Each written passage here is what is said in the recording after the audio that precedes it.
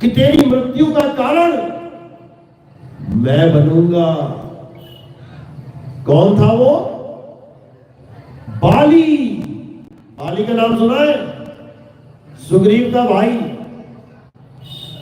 सारी मर्यादाओं को निभाते हुए, हर मर्यादा को निभाते हुए जब राम जी सुग्रीव के पास पहुंचे तो सुग्रीव ने बोला कि प्रभु, जैसे आप स्त्री के लिए दुखी हो, मैं भी दुखी हूं। आपकी स्त्री को रावण ले गया हर के, मेरी स्त्री को मेरा भाई लेके बैठा है बाली। मेरी स्त्री को बचाओ। अब और पीछे चलते थोड़ा सा, आपको लगेगा कि सुग्रीव सही बोल रहा है, सुग्रीव की मदद करनी चाहिए थी, ऐसा ही लगता है ना। अब सुग्रीव ने क्या किया ये समझ लो। सुग्रीव का जो भाई था बाली, उसको वरदान था कि जिसके साथ भी वो युद्ध करेगा तो उसका आधा बल बाली के अंदर आ जाएगा, ऐसा वरदान मिला था। यानी बाली 1 रुपया है और सामने दुश्मन 100 रुपया है। इतनी ताकत है दुश्मन में 100 गुना ज्यादा। तो 50 रुपया बाली के अकाउंट में आ जाएगा। अब बाली का 1 रुपया और 50 रुपया कितना बन गया? 51। और सामने वाला रह गया 50। अब खूब मार खाएगा वो। 51 वाला खूब मारेगा उसे।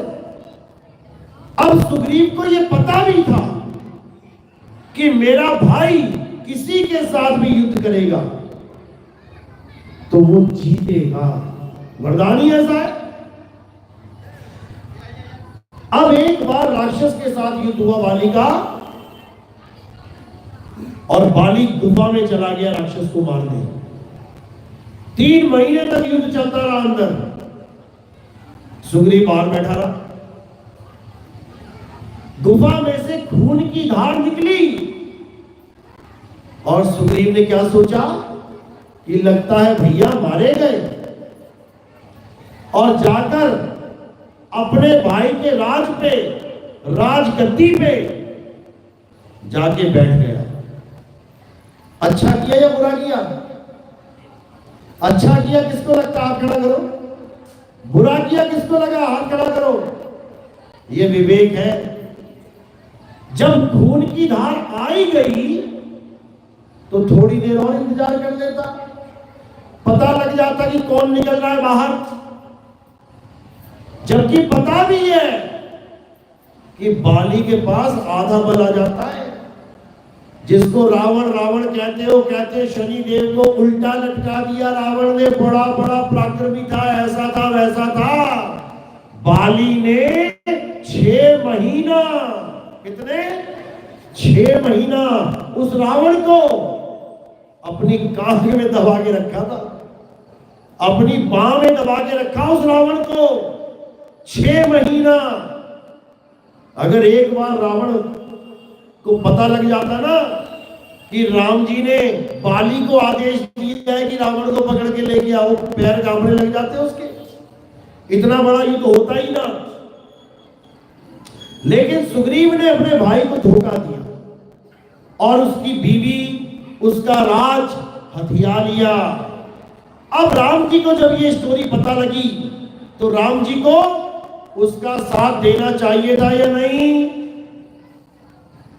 भाई सुग्रीव ने गड़बड़ की है, भाई ने तो बड़ा प्यार किया। यहां तक कि जब राम जी के कहने पे सुग्रीव ने ललकारा बाली को, बाली ने आके खूब पीटा अपने भाई को, तब भी वो उसे जान से नहीं मारा। उसने मार सकता था क्योंकि आधा बल सुग्रीव का बाली में आ गया, पीट पीट के मार सकता था, लेकिन अपना भाई अपना खूने छोड़ दिया कि जा मेरे भाई जा, मत इतनी मार खा, भाग जा। पता है ना ये बात? तो राम जी ने बिना निर्णय लिए कि सुग्रीव गलत है, सुग्रीव का साथ दे दिया। और बाली को ललकारने के लिए बोल दिया, जा सुग्रीव ललकार उसको जाके, तुम दोनों युद्ध करना और मैं बाली का वध कर दूंगा। जब दोनों युद्ध करने लगे तो राम जी जब निशाना लगाने लगे तो समझ में ही ना आए कि वो बाली है या ये बाली है, क्योंकि दोनों भाई एक जैसे। खूब मारा बाली ने, खूब मारा, जान से नहीं मारा, छोड़ दिया और चला गया वापस। राम जी ने दोबारा बोला सुग्रीव को कि दोबारा जा, फिर से उसको ललकार, लेकिन इस बार गले में हार पहन के ललकारना, ताकि मुझे पता लग जाए कि तू कौन है और वो कौन है। अब सुग्रीव ने हार पहना गले में, ललकारा भाई को, ओए बाली इधर आ, तुझे मैं बताता हूं। अब बाली देख रहा है ये क्या कर रहा है, ये फिर पिटेगा। दोबारा बाली जब गया वहां पे युद्ध करने, तो भगवान राम ने क्या किया, छुप के, पेड़ के पीछे छुप के बाली के तीर मार दिया। अब बाली कोई बच्चा थोड़ी नहीं है, उसको भी पता है क्षत्रिय मर्यादा क्या होती है, उसको भी पता है नियम क्या है। क्योंकि जब आप कोई खेल खेलते हो, क्रिकेट खेलते हो, तो आपको भी नियम पता होते हैं, सामने वाली टीम को भी पता होते हैं। आप फुटबॉल खेलते हो, आपको भी नियम पता होते हैं, सामने वाली टीम को भी नियम पता होते हैं। जैसे फाउल होता है अपील कर देते हैं, तो फाउल है। नो बॉल होती है अपील कर देते हैं, एलबीडब्ल्यू होता है अपील कर देते हैं। इसी प्रकार बाली को भी पता है कि छुप के तीर मारना मर्यादा के खिलाफ है। अब ये मर्यादा पुरुषोत्तम नहीं रहे। तब बाली ने क्या बोला कि हे राम, तूने मुझे छुप के तीर मारा है, ये मर्यादा के खिलाफ है। मैं तुझे श्राप देता हूं कि जैसे तूने मुझे तीर मारा है, मैं भी तुझे तीर मारूंगा। जैसे तूने मुझे मृत्यु दी है, मैं भी तुझे मृत्यु दूंगा। तो क्या राम के बाली ने तीर मार दिया? क्या राम जी की मृत्यु बाली के तीर से हुई? हुई क्या? नहीं हुई। तो फिर क्या हुआ? वो श्राप कहां चला गया? अगले युग में राम जी अगले युग में कृष्ण बन के आए। उसी एक श्राप के कारण। और जब पूरी लीला खत्म करने के बाद जाने का समय हुआ, उसी बाली ने बहेलिया बनके कृष्ण जी के पैर में तीर मारा। तब जाके कृष्ण जी के शरीर का अंत हुआ। ये है कर्मों का फल, जो युगों युग तुम्हारा पीछा नहीं छोड़ता। इसलिए कोई इस गलत फहमी में मत रहना कि अपनी सास को खूब तड़पाऊंगी और मुझे बहुत सुख मिलेगा। वापस घूम के वही दुख तुम्हारी जान खा जाएगा। और कोई सास ये ना सोचे कि अपनी बहू को तड़पा के, ताने दे के मुझे बड़ा अच्छा लग रहा है, सुकून मिल रहा है। बहू बनने के लिए तैयार हो जाना, और ऐसी सास मिलेगी तुम्हारा जीना हराम कर देगी। क्योंकि तुम्हारे ही कर्म तुम्हारे सामने आते हैं। प्रेम करो। इसीलिए सब संतों ने ये बोला कि जिन ही प्रेम किया तिन प्रभु पाया। सबसे प्रेम करो, किसी से नफरत करनी नहीं है, क्योंकि सब में वो मालिक बैठा है। तुझ में राम, मुझ में राम, अरे सब में राम समाया।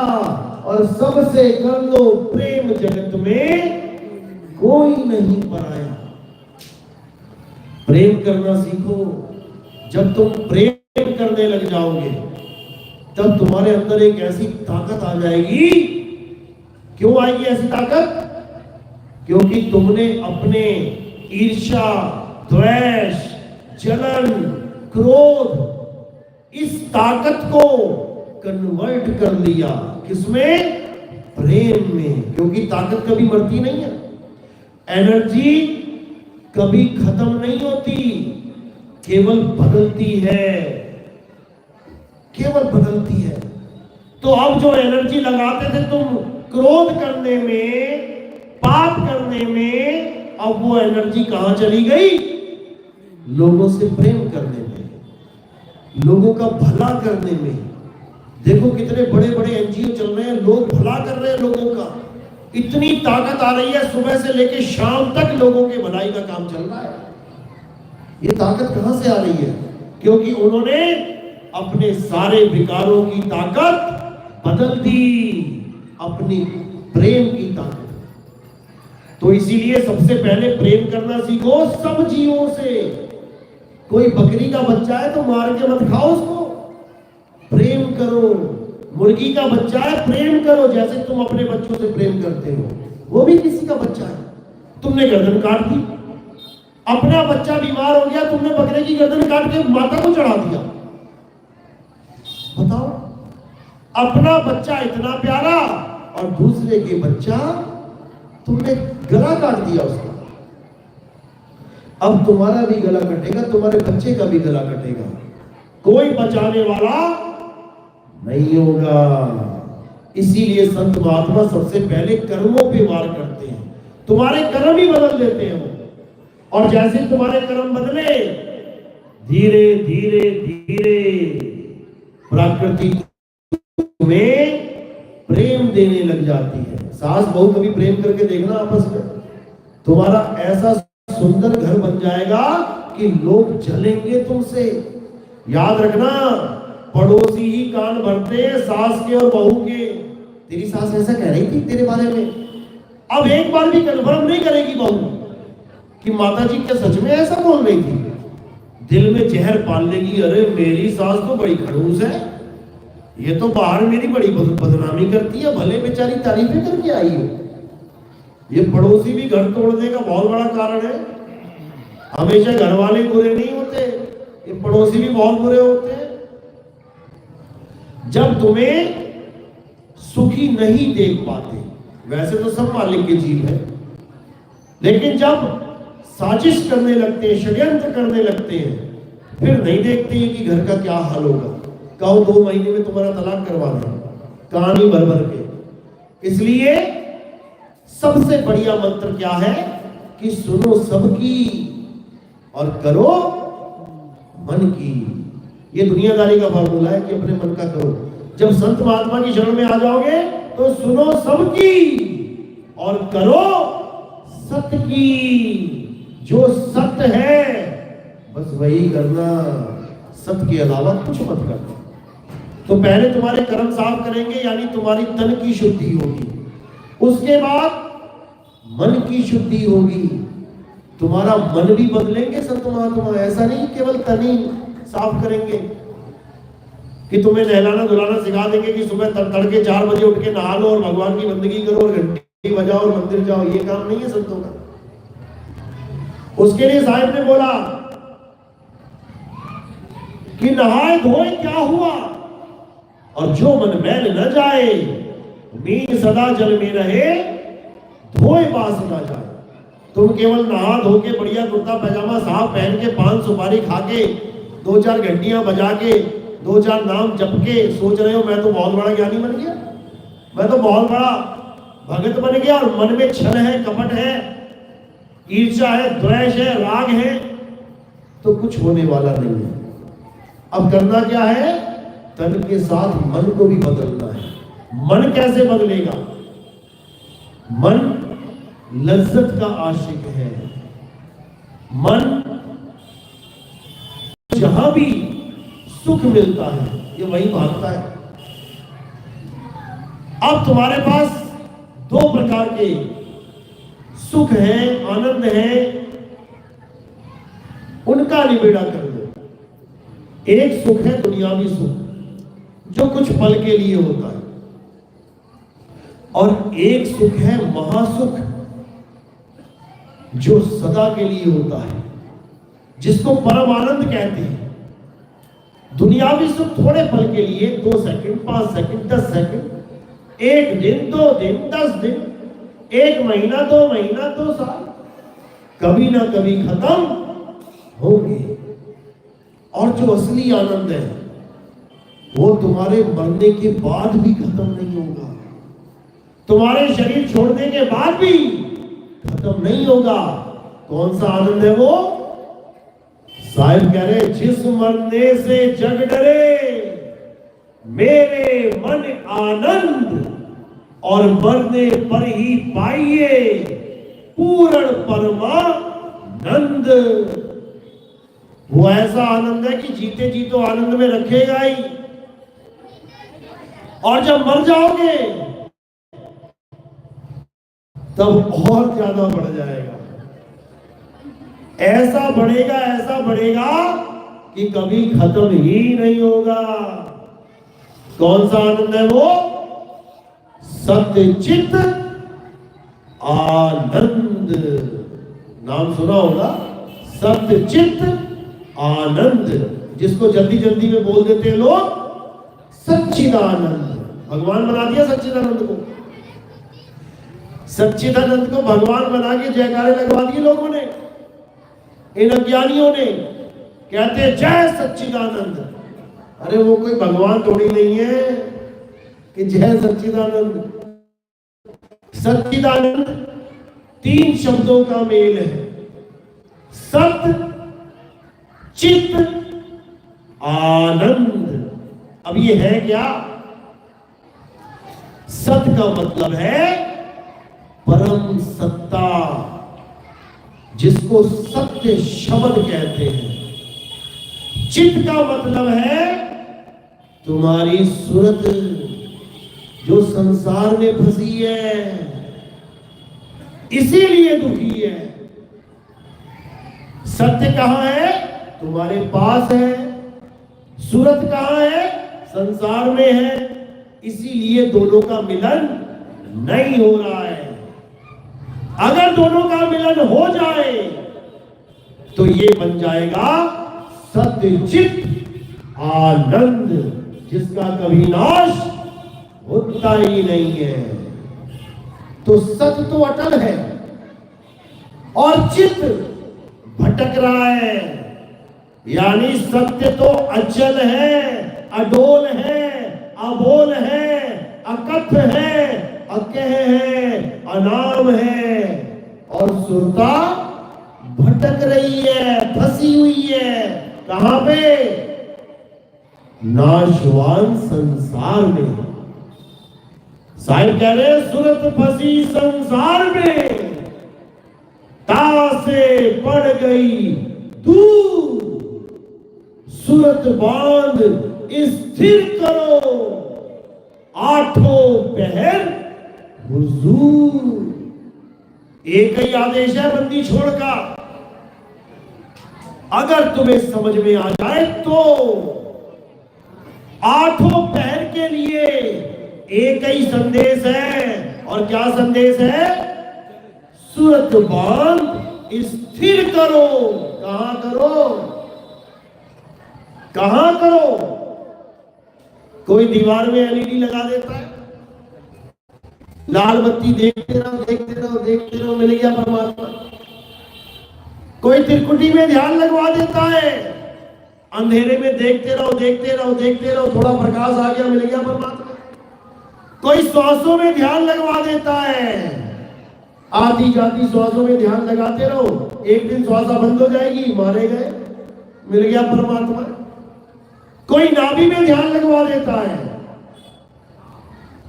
इन तत्वों में ध्यान नहीं लगाना, ये संसार का हिस्सा है, और संसार में ही तो सूरत फंसी है। कहां लगाना है? नाम मंत्र में। राम राम जपना है क्या? ये भी 52 अक्षर है। सतकबीर करूं क्या? ये भी 52 अक्षर है। सतनाम जपू क्या? ये भी 52 अक्षर है। ये सब बावन का जंजाल है, जिसमें अधूरे गुरु तुम्हारी सूरत को फंसा देते हैं। बावन के जंजाल में फंस गया ये संसार, सिमरन बावन का करे कैसे लागे पार। अगर होता है गुरुआ, अब दोनों में फर्क।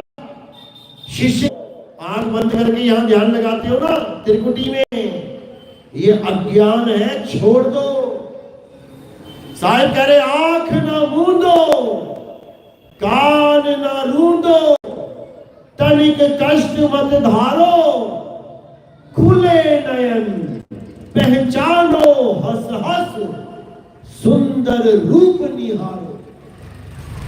खुले नैनों से बिना कोई नाम जपे, बिना कोई श्वासों का अजपा जाप किए, बिना कोई कानों में उंगलियां डाले तुम्हारी मुक्ति होगी। कैसे होगी? जब तुम्हें जाप अजप्पा अनहद से परे का गुरु मिल जाएगा। तो साहिब कह रहे हैं जाप मरे अजपा मरे, अनहद भी मर जाए, सूरत समाए शब्द में, वाको काल ना खाए। अब कौन से शब्द में सूरत समाएगी? सार शब्द में, जिसके लिए साहिब ने बोला बीजक में, सार शब्द कहीं बाची हो, मानो एतबारा हो, अक्षर पुरुष भेड़ है, निरंजन वाकी दारा हो। यानी अगर तुम्हें सार शब्द का भेदी गुरु मिल गया, जो ये जाप अजपा अनहद छुड़वा दे, तब तुम्हारा कल्याण होगा, नहीं तो नहीं होगा। याद रखना इस बात को। तो साहिब कह रहे सोई गुरु पूरा कहावे, जो दो अक्षर का भेद बतावे, एक छुड़ावे एक लखावे, तब प्राणी निज घर को जावे। ऐसा गुरु मिल जाए जो ये जाप अजपा अनहद को छुड़वा दे और सार शब्द को लखा दे, समझो तब तुम अपने निज घर को जा पाओगे। उसके बाद 84 में नहीं जाना पड़ेगा, यहां तक कि मनुष्य चोला भी नहीं मिलेगा। इसमें भी महा दुख है। 84 का जानवर देखा कभी आत्महत्या करता हुआ? कौन आत्महत्या करता है? मनुष्य करता है। सबसे ज्यादा दुखी ये जानवर है पूरी दुनिया में, जो जहर भी खा लेता है, आग भी लगा लेता है, छत से कूद भी जाता है, फांसी पे लटक भी जाता है, ट्रेन के आगे भी कट जाता है आगे जानबूझ के। सबसे दुखी है। तो इसीलिए साहिब कह रहे हैं कि गुरुआ तो घर घर फिरे, कौड़ी केर 50, एक कौड़ी में 50 गुरु आ जाएंगे, क्योंकि माया का खेल है सारा। अरे गुरुआ तो घर घर फिरे, कौड़ी केर 50, अपने रूप की खबर नहीं और शिष्य करण की आस। अपने रूप की खबर नहीं, उस गुरु को ये नहीं पता कि मुक्ति स्वरूप सिद्ध करके होगी, मुक्ति आत्म स्वरूप प्राप्त करके होगी। और क्या कर रहा है वो? खुद भी नाम जप रहा है, चेले को भी जपवा रहा है। अब ये 84 में जाएगा। उसके लिए साहब ने क्या बोला? अरे झूठा गुरु अजगर बना, लख 84 जाए और सारी संगत चींटी बनी, तोड़ तोड़ के खाए। जो भेदी गुरु नहीं होता है उसे 84 में जाना पड़ता है, क्योंकि वो दुनिया का माल खाने के लिए गुरु बनाए। ना तो उसे खुद का पता कि मेरा स्वरूप क्या है, ना ही उसे सामने वाले का पता कि चेले का स्वरूप क्या है। तो साहिब समझा रहे हैं शब्द हमारा तू शब्द का, सुन मत जा सरक। लोग सरक जाते हैं बीच में से, सत्संग समझ में नहीं आता, उठ के घर चले जाने लगते हैं।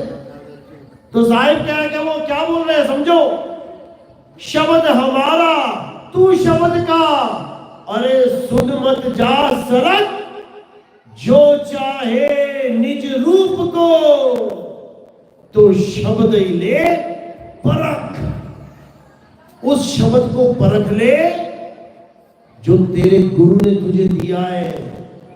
अगर तेरे गुरु ने कोई मंत्र मंत्र पकड़ा दिया तो 84 में जाने की तैयारी कर ले मेरे भाई।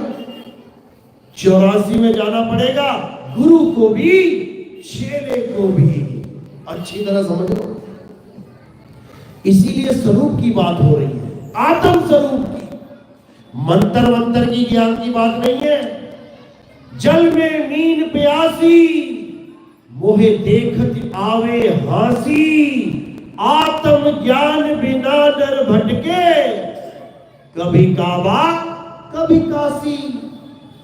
आत्म ज्ञान बिना डर भटके, यानी जो अपनी आत्मा को नहीं जान पाता, जो अपने आत्मा को, अपने सत्य स्वरूप को नहीं जान पाता, वो भटकता है। या तो मंदिर मस्जिद गुरुद्वारों में भटकेगा अगर इंसान है तो, और इंसान जो छूट गई तो 84 में भटकेगा। 184 भटक के, अरे पांव पे अटके आए, यानी इंसान बन गए। अब की पासा ना पड़ा तो फिर 84 जाए। अगर इस बार भी पासा सही नहीं पड़ा तो जैसे पांडव हार गए थे ना, ऐसे ही तुम भी हार जाओगे। इसलिए सत्य को जानो, सत्य शब्द को जानो, भेदी गुरु को जानो, जो तुम्हें वस्तु का लखाव कराए, वस्तु के नाम का नहीं। अच्छी तरह समझ लो, एक लाइन और। तो साहिब क्या कह रहे हैं, वस्तु कहीं और ढूंढे कहीं, कैसे लागे हाथ, गुप्त वस्तु तब मिले, भेदी लीजे साथ। अरे भेदी लीना साथ में, दीनी वस्तु लखाए, और कोटि जन्म का पंथ था, पल में पहुंचा जाए। करोड़ों जन्म तुम जिसको प्राप्त नहीं कर सकते, एक पल में उसके बारे में जान जाओगे। तो बात है सतवस्तु की, सत्य में चित्त लगाना है और आनंद को पाना है। तो आज का सत्संग यही समाप्त करते हैं, क्योंकि आगे दूसरे महात्मा जी का समय हो रहा है। तो बस ये पूछना चाहूंगा कि मेरी बात ऊपर से तो नहीं जा रही, समझ में आ रही है? किस किस के समझ में आ रही है हाथ खड़े कर दो, एक बार दिखाओ जरा, पीछे खड़े होके, खड़े होके, अरे भाई खड़े होके, अरे आपको नहीं बोल रहा हूं, कैमरामैन को बोल रहा हूं, खड़े होके।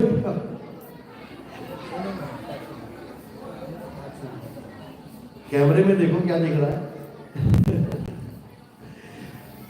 एक बार फिर से हाथ खड़े करो, किस किस को समझ में आया? बहुत अच्छी बात है, क्योंकि संतों का आना तब सफल होता है जब बात समझ में आ जाए। आदि नाम हम भाग सुनाया, और मूर्ख जीव समझ नहीं पाया। लेकिन यहां सब ज्ञानी है भाई, यहां कोई मूर्ख नहीं है। बड़ी खुशी हुई, और आज का सत्संग यही समाप्त करते हैं। और अगला सत्संग हमारा कल खगड़िया में है। जो लाइव देख रहे हैं हमारे सत्संग को, जो भी खगड़िया में आना चाहता है वो खगड़िया पहुंच मुझे फोन करके एड्रेस ले सकता है। खगड़िया के बाद हमारा सत्संग सीतामढ़ी में है, उसके बाद छपरा में है, उसके बाद सीवान में है, फिर छपरा में है, और उसके बाद पूरा मैंने यूट्यूब पे दे रखा है जहां हमारे प्रोग्राम है। क्योंकि हमारे कम से कम 100 प्रोग्राम पहले बुक हो जाते हैं, उसकी पूरी लिस्ट मैं यूट्यूब पे दे देता हूं। जो भी हमारे प्रोग्राम अटेंड करना चाहता है वो हमारे यूट्यूब पे अच्छी तरह समझ सकता है, देख सकता है। हमारे YouTube का चैनल का नाम है कहत कबीर सुनो भाई साधो नितिन दास। आपने YouTube पे लिखना है कहत कबीर सुनो भाई साधो नितिन दास, कबीर साहब की पीली सी फोटो आ जाएगी, आप उसको सब्सक्राइब कीजिए। या फिर आप लिख सकते हैं नितिन दास के सत्संग। आपको YouTube में साधना चैनल के प्रोग्राम है और भी बहुत से चैनलों के प्रोग्राम है, ईश्वर टीवी के प्रोग्राम है, वो सारे आ जाएंगे। तो आज का सत्संग यही समाप्त करते हैं। अब एक जयकारा लगाएंगे मालिक के नाम पे, और बढ़िया जयकारा लगाएंगे क्योंकि उम्मीद है खा पी के आए हैं आप लोग। बोलिए परम पिता परमात्मा की, सतगुरु बंदी छोड़ कबीर साहिब की, सभी संतों की, सभी भक्तों की, आज के आनंद की, सकल हंस को बंदगी साहेब बंदगी सतनाम सतनाम सतनाम। बहुत बहुत धन्यवाद।